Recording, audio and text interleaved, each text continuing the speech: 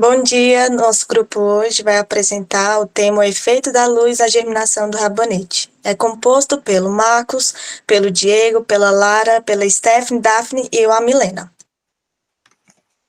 O nosso objetivo hoje é identificar como a luz afeta a germinação das sementes de rabanete, analisar o fotoblatismo específico da semente testada e explicar os resultados obtidos. Nosso trabalho, ele apresenta dois temas muito importantes, que é o fotoblatismo e a parte da germinação. O fotoblatismo, ele é a resposta das sementes à luz durante o processo da germinação. Nas sementes que apresentam fotoblatismo positivo, são as que germinam apenas com a presença de luz. Aquelas que apresenta exclusivamente no escuro é o fotoblatismo negativo. E aquelas que de forma indiferente à luz em relação à germinação, são consideradas fotoblatismo neutro. Falando um pouquinho agora a parte da germinação, é o processo que o embrião da semente se desenvolve em uma nova planta, utilizando suas reservas alimentares. E esse evento, ele segue uma sequência influenciada por fatores internos à semente. Esses fatores são dependentes da própria semente e pode-se abordar os intrissecos e os extrissecos. Esse intrissecos é a constituição da semente, ou a sua maturidade e vitabilidade. Os extrissecos, ela favorece com a luz, a temperatura, a umidade, o oxigênio e até mesmo características do solo. Bom, eu vou falar um pouco dos fatores para a germinação. Esses fatores é dividido tanto nos fatores internos como os externos. Os internos temos a dormência, que a dormência pode ser quebrada de algumas formas diferentes, como raspagem, corte ou banho-maria. Já os fatores externos é a luz, a temperatura e a disponibilidade de água e oxigênio. Falando um pouco sobre a luz, pode variar muito, porque algumas plantas precisam muito de luz, outras nem tanto. Já as temperaturas também é algo muito singular, porque pode variar bastante, podendo variar de 15 a 45 graus Celsius para germinar. Já a disponibilidade de água e oxigênio são os pilares para a germinação, porque sem eles não acontece. Já, falando um pouco sobre a água, ela é muito importante porque com a água acontece a absorção e com isso a reidratação da semente. E aí os tecidos começam a trabalhar, né? No caso, aí as atividades funcionais começam a trabalhar e a germinação acontece. Já o oxigênio, tem que ter muito cuidado com a água em relação ao oxigênio, porque com o excesso de água, o oxigênio não consegue chegar à semente e a germinação não acontece. O oxigênio também é muito importante para a germinação.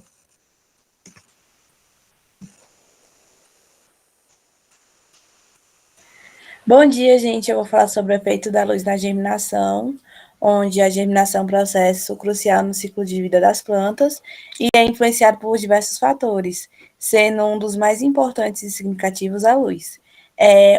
Hormônios vegetais como fitocromo e as auxinas desempenham um papel na regulamentação e da germinação em resposta da luz, modulando processos metabólicos fundamentais.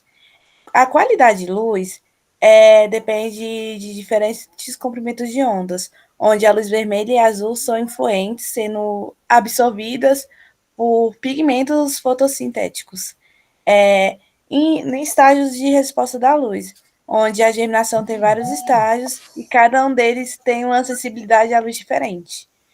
E adaptações ambientais, onde as plantas evoluíram mecanismos adaptativos para otimizar e sobreviver melhor a ambientes específicos, como lidar com a sombra ou a exposição direta ao sol. Vou passar. Introdução sobre fotoblastismos em plantas.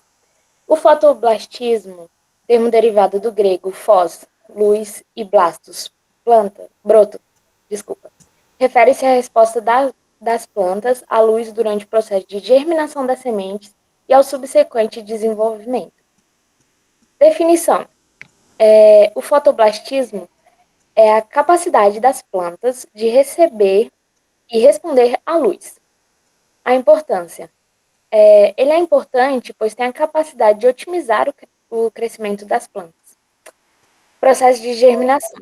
Durante a germinação, as sementes percebem a luz, desencadeando uma série de eventos fisiológicos que resultam na quebra da dormência e no início do crescimento. Esse processo envolve a ativação de genes específicos e a produção de hormônios, como as auxinas, que regulam o alongamento da célula e a formação dos brotos. Pode passar. Fotoblastismo positivo. No fotoblastismo positivo, as plantas reagem de forma positiva ao estímulo da luz na germinação. Nesses casos, a luz é essencial para o processo de germinação. Alguns exemplos de fotoblastismo positivo são o alface e o tomate, que têm sementes que apresentam boa resposta à luz durante sua germinação. O fotoblastismo negativo. No fotoblastismo negativo, as plantas reagem de forma positiva a uma quantidade mínima de luz ou à escuridão para o seu processo de germinação. Alguns exemplos são o machixe e algumas variedades de begônia, que garantem a sua germinação em ambientes de luminosidade baixa. Pode passar.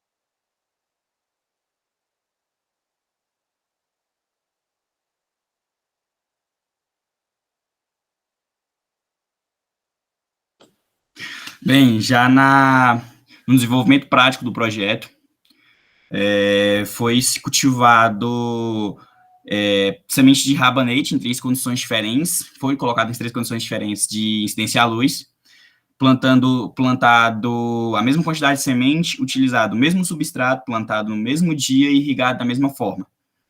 Aqui a gente tem o rabanete sem nenhum contato à luz, colocado totalmente no escuro. A gente pode notar o amarelamento das folhas e o estiolamento da planta.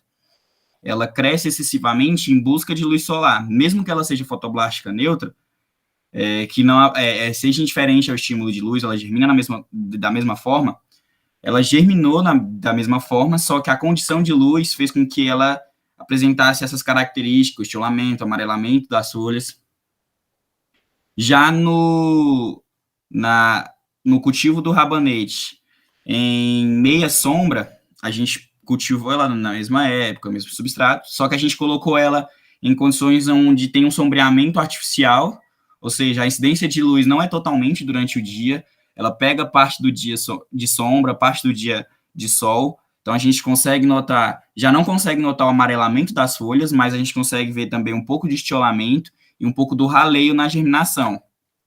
Não germinou totalmente, né, as sementes plantadas não foi totalmente germinada, diferentemente da planta que foi cultivada totalmente exposto à luz solar, que aí a gente não tem interferência artificial de sombra, não apresenta período de sombra, fora o período do dia, em condições, mas fora isso, é totalmente exposto a condições de luz, de incidência de luz. A gente consegue notar um crescimento uniforme, uma germinação padrão, não há estiolamento, não há o amarelamento das folhas, então a gente consegue ver que ela germinou em boas condições, em boa qualidade.